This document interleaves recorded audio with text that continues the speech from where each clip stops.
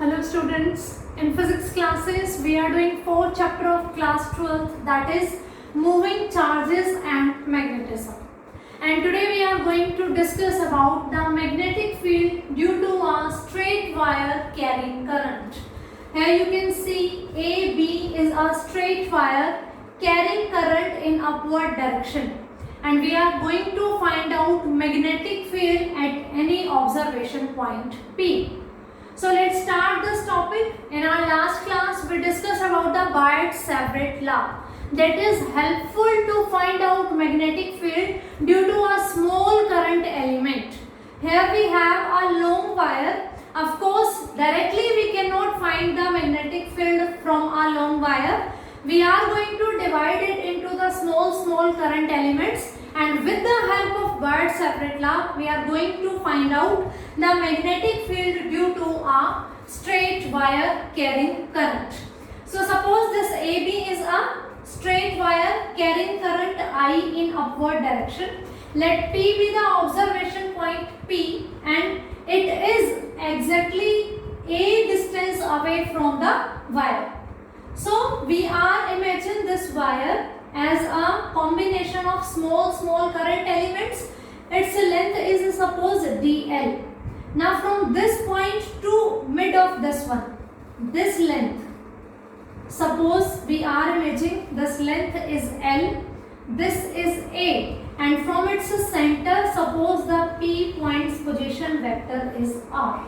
R vector is the position vector. DL is the small current element.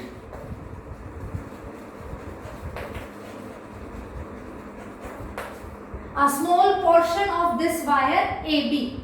Of course, I current is flowing through this wire, then I current is also flowing through this same small current element. Its position vector from observation point P is R vector, and from the center of wire this length is suppose L. And suppose this angle is phi, and angle between the current element's direction and the position vector is theta, and this angle is phi. So according to the Biot-Savart law, according to Biot-Savart's law, the small magnetic field due to a small current element, this dl, will given by mu naught upon 4 pi I dl cross r upon r cube. Or in magnitude form we can write dB is equals to mu naught upon 4 pi I dl sin theta upon r square, because it will be I dl r sin theta upon r cube. That r will cancel one power of this r cube, so we left with r square. Now we want this expression in the terms of angle phi, not in the terms of theta. Why? Because we want to find out magnetic field due to complete wire, and this theta is the angle between the small current element's direction and this observation point P. If I take this current element here, this theta is going to be vary. Okay? So we want to change everything in the terms of phi. Now look at this triangle. Suppose this point is O, this observation point is P, and suppose this point is D. Then triangle OPD. It is a right angle triangle, and we know all the angles, angle O plus angle P plus angle D, their sum is going to be 180 degree. So angle O, it is clearly visible that this is 90 degree, plus angle P, this is angle phi, plus angle D, this is angle theta, is equals to 180 degree.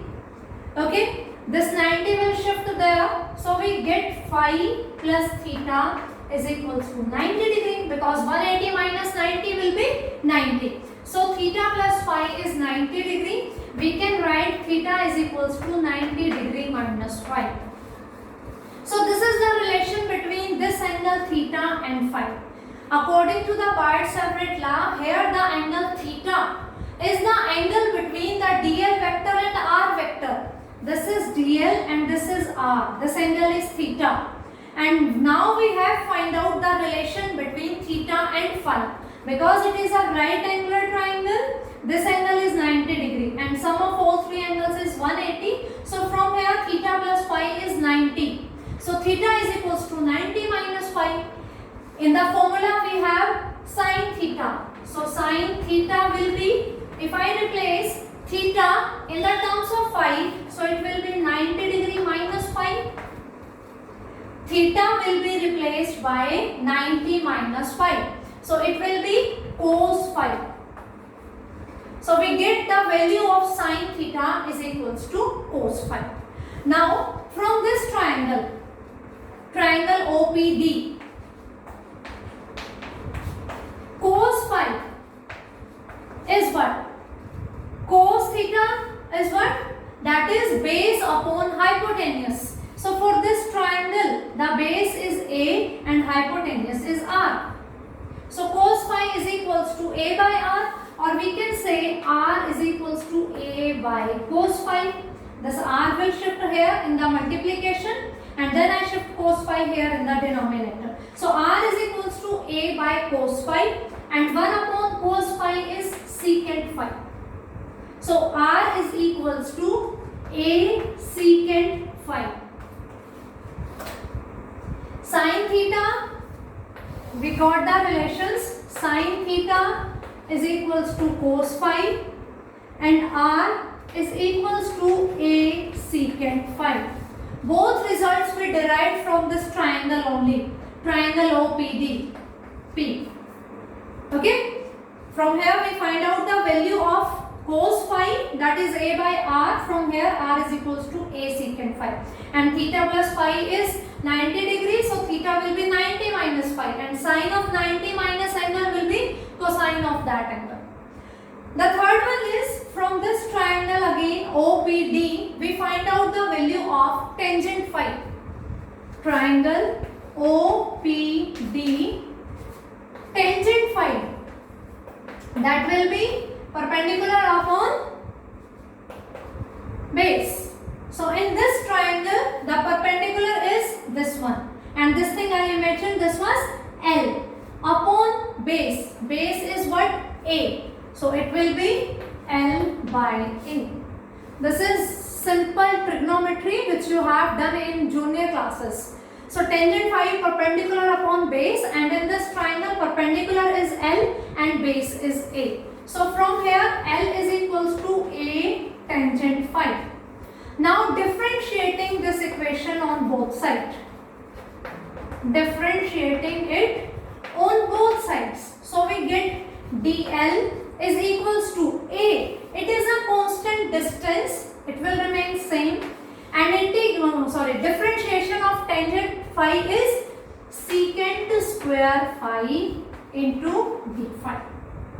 The differentiation of tangent phi is secant square phi d phi. So from here dl is equals to A secant square phi d phi. We get the value of dl, we get the value of r, we get the value of sin theta, all in the terms of phi. Now we are going to put all these values in equation 1. Sin theta, r and dl. Now put all these three values in equation 1. Okay. Put values of sin theta, r and dl in equation 1. So dB will equals to mu naught upon 4 pi I dl. dl is A secant square phi d phi. dl. Sin theta is cos phi upon r square, means A square secant square phi. What we have done from this triangle OPD, we find out the value of dl, sin theta and r, all in the term of phi. Sin theta is cos phi, r is equals to A secant phi, and dl dl is equals to a secant square phi d phi. Okay, now secant square phi will cancel this secant square phi, this a will cancel 1 power of this a, and finally we left with dB is equals to mu naught upon 4 pi I upon a cos phi d phi. Now this will be the magnetic field due to a small current element carrying current I, and that is equals to mu naught upon 4 pi I upon a cos phi d phi. According to Biot-Savart law, we have this expression and we converted all the terms into the terms of phi. So here we get dB is equals to mu naught upon 4 pi I upon a cos phi d phi. Now we are going to find out the magnetic field due to the whole wire. This is due to a small current element. Now we will find out the magnetic field due to the whole wire. So for this we have to integrate this term. If I want to find out the magnetic field due to this whole wire, then I have to integrate this expression. Now this angle, observation point P's direction is making with A, one end of the wire. Suppose this is phi 1 and this angle is phi 2. This angle is phi, इसको लो phi 2 और इसको लो phi 1. Phi 2 and phi 1. Reason I will tell you. So B will be equals to dB integration, because dB is the small magnetic field due to a small current element, and B will be the magnetic field due to whole wire. So it will be given by the integration of this. Integration, we have to put the limit also. Okay. Now put the value of dB, whose limit we are going to put mu naught upon 4 pi I upon a cos phi d phi. D phi means integration of terms will be there who is containing phi. So of course limits will be there of the term phi, and the phi angle you can see that this to this one is phi 1 and this one is phi 2. So the integration will be minus phi 1 to plus phi 2 mu naught upon 4 pi I upon a cos phi d phi, because P is exactly at the front of center of the wire. The half wire is on the upside and the half wire is on the lower side. Lower side and upside, they are making a same axis in the upper and lower direction. That's why one is going to be considered as positive and another will be negative. So this one is downwards, and whenever we are drawing axis, so positive x-axis, positive y-axis, negative y-axis and negative x-axis. So we will take this one as negative, minus phi 1 to plus phi 2. This is exactly at the center. Half is in the upper portion and half is in the lower portion. Phi 1 and phi 2. You not say means exactly center. That is the point which we are going to discuss in the special case. You just say at any point.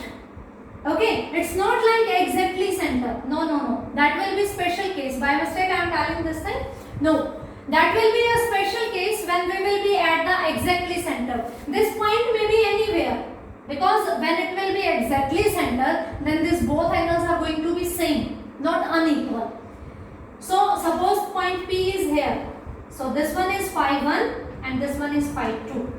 When this will be as exactly center, so both the angles are going to be phi and phi, not phi 1 and phi 2. So this P point may be anywhere. Okay. The lower angle we are taking negative, the upper we are taking positive. This is not at the exactly center. That will be the special case which we will discuss here. So now integration of the term will be there who is containing or which is containing phi term. So everything else will be treated as constant. mu naught upon 4 pi I upon a, and integration of cos phi is sin phi. Integration of cos phi will be sin phi, and the limits are minus phi 1 2 plus phi 2. So how do we put the limits? Upper limit minus lower limit. Mu naught upon 4 pi I upon a, upper limit phi 2 minus lower limit sin minus phi 1, and sine of minus theta is positive sine theta. So B is equals to mu naught upon 4 pi I upon a sin phi 2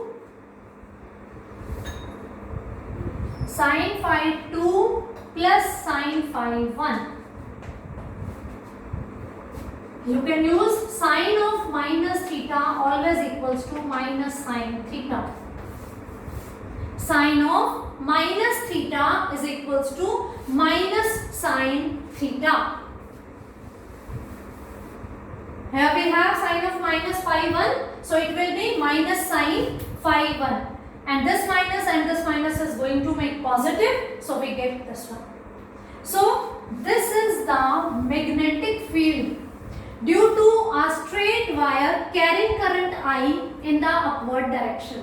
So it depends on the amount of current, how much current is flowing through it, the distance A from the wire, how far apart is our observation point, and phi 1 and phi 2, how far away they are or in which direction they are oriented from the point P. So this will be the magnitude only of the magnetic field due to a straight wire. Now we are going to discuss about its direction also. Again we are going to use the right hand rule as we have discussed in our previous classes also. So this is your right hand, current is flowing in this wire, so keep your thumb in the direction of current, this. Then curling of fingers will give the direction of magnetic field. Curl your fingers like this, like this. Okay, suppose this is a current carrying wire and this is the thumb, then this curling of the fingers will give us the direction of magnetic field. dB is equals to mu naught upon 4 pi I upon a sin phi 1 plus sin phi 2. This is the magnitude, and direction will be like this. This is a straight wire carrying current in upward direction. Then using right hand rule, this curling of fingers, magnetic field lines are not only lines, they always form closed loops. So this is the closed loop and this is the distance A. This distance A. Okay, so if we are changing our distance at different positions, there will be concentric circles around it using right hand rule. Right hand thumb rule you can say. If the current is flowing in this direction, then we have to keep our thumb downward. We have to keep our thumb downward. Then curling of fingers. Then it will be in this direction.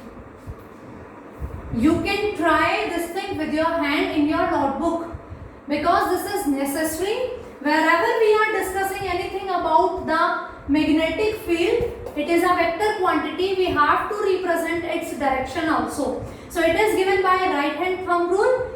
Current is flowing downward, keep your thumb downward and curl your fingers. Then it will be like this. So if current is in upward direction, clockwise will be the direction of magnetic field. If the current is in downward direction, then anti-clockwise. This was anti-clockwise, sorry. This was anti-clockwise. And when current is flowing in downward direction, clockwise will be the magnetic field. Current is in upward direction. then the magnetic field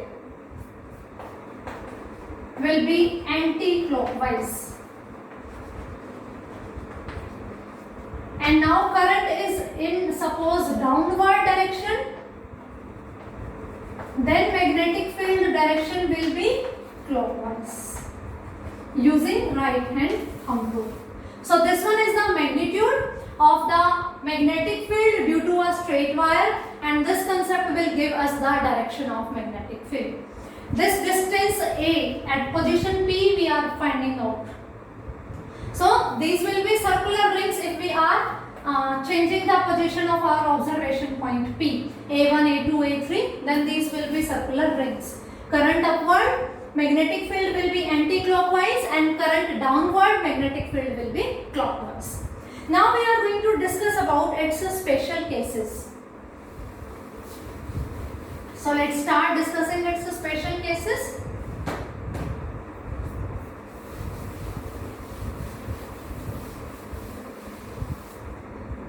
The first case is, suppose length is infinite. Whose length? Length of wire carrying current. Suppose this is infinite and P is closer to wire.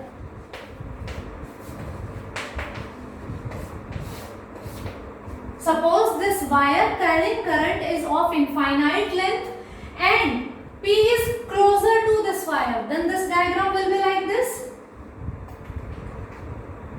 This length is going to be infinity and this point P is closer to it. Then what happened to these angles phi 1 and phi 2? These lines are also going to be straight because this is moving to infinity and this is the distance A.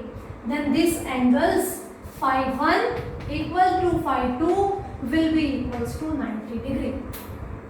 This point P is coming closer to it and the length of wire is going to extend up to infinity. Then this phi 1 and phi 2 are becoming 90 degree. You can imagine this thing, bring this point closer to this and this wire is going straight up to infinity. Then this angle will be of 90 degree. So phi 1 and phi 2 both will be 90 degree and sine 90 is 1. So put the value there.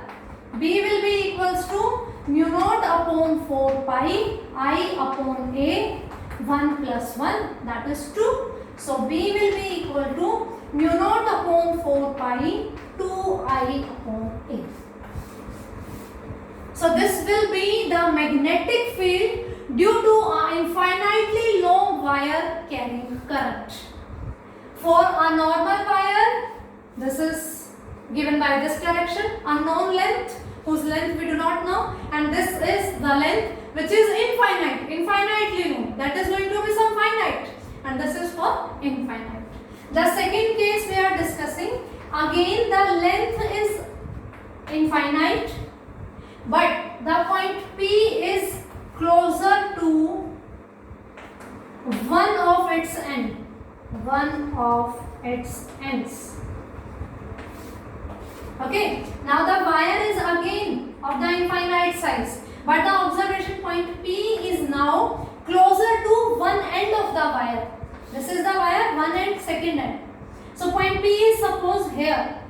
Then what happened? This angle will be the phi 2 and this angle will be the phi 1. So phi 1 is going to be 0 degree and phi 2 is going to be 90 degree.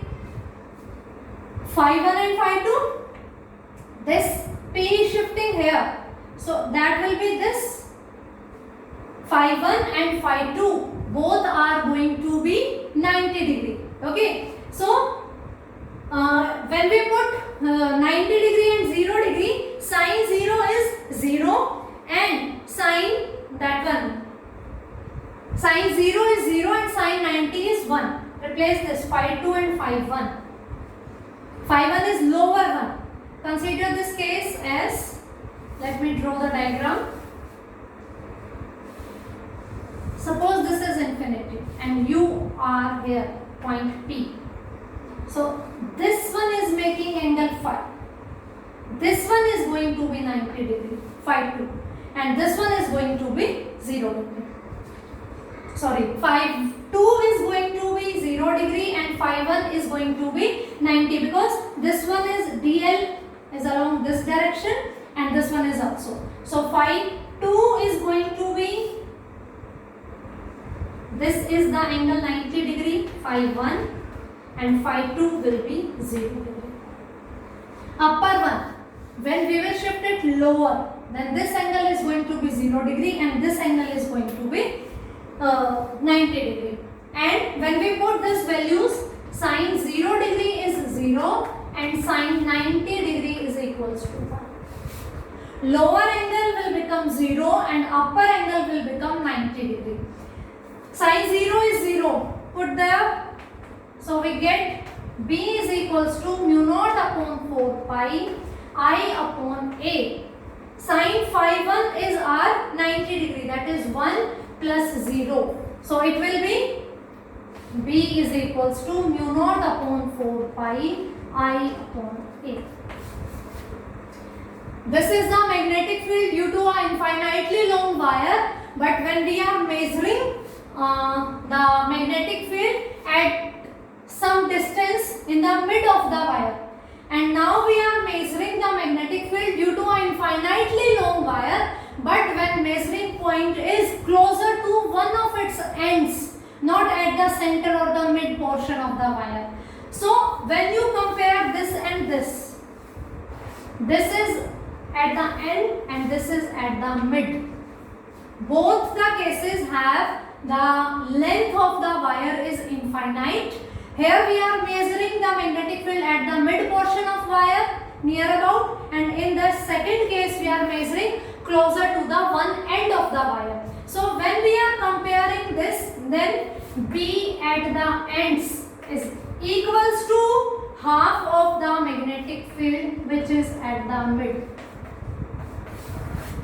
of the infinitely long wire. When we are taking infinitely long wire, then at the ends magnetic field is half as compared to the magnetic field at its center.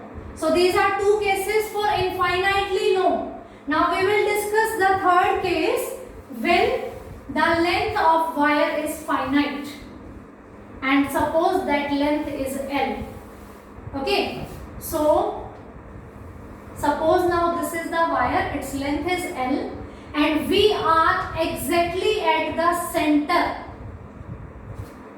Length is finite and that is L, and P is exactly at the center. Exactly at the center. Now in this case, these two angles are going to be equal, phi and phi. The case was I was discussing at that time now, at the time of mentioning the angle. Now this is the case. Now the wire length is of finite length L and P is exactly at the center. So symmetric picture is there. If this angle is phi, then this angle is also going to be phi. So this length is L by 2 and this length is L by 2. This is R and this is A. And R will be what? R square will be A square plus L square by 4. According to the right angle triangle, Pythagoras theorem, hypotenuse square will be base square plus perpendicular square. So R square will be A square plus L square by 4. Okay. Now from this triangle, if we find the sine phi value, sine phi will be perpendicular upon hypotenuse. Perpendicular is L by 2 and hypotenuse is A square plus L square by 4 under the root. Because this is square of hypotenuse. Hypotenuse will be in the square root. Sine phi is perpendicular upon hypotenuse. Perpendicular is this one, L by 2. So we take here LCM 4. 4A square plus L square. This 4, when we will put it out of the under root, it will become 2. So this is L by 2 and this is under the root 4A square plus L square by 2. This 2 will cancel out and we have sine phi is equals to L upon under the root 4a square plus L square. This is the value of sine phi. Okay. Now magnetic field. It will be mu naught upon 4 pi I upon a sine phi 1 plus sine phi 2. In this case, in this special case, we are exactly at the center and the wire is at finite length. So these two angles are going to be same, phi and phi. Okay, sine phi plus sine phi, that is 2 sine phi, and sine phi value is this one. Mu naught upon 4 pi I upon a 2 sine phi is L upon under the root 4a square plus L square. So this one will be the value of magnetic field. Let me write it in the upper portion. Magnetic field is mu naught upon 4 pi I upon a 2L upon under the root 4a square plus L square, where L is the finite length, A is the distance of observation point P from the midpoint of the wire. So these are the three major cases, special cases. These are the two when the length of the wire is of infinite length.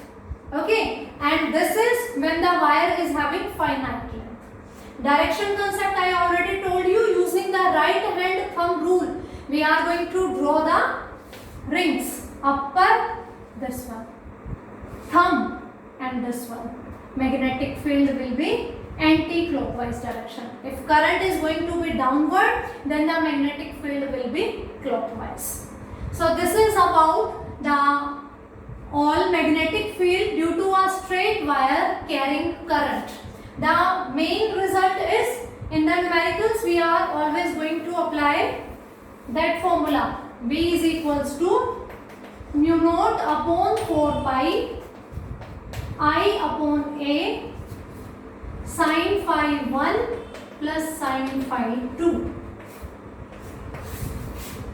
Mu naught is magnetic permeability of the free space, and its value was mu naught is equals to 4 pi into 10 to the power minus 7.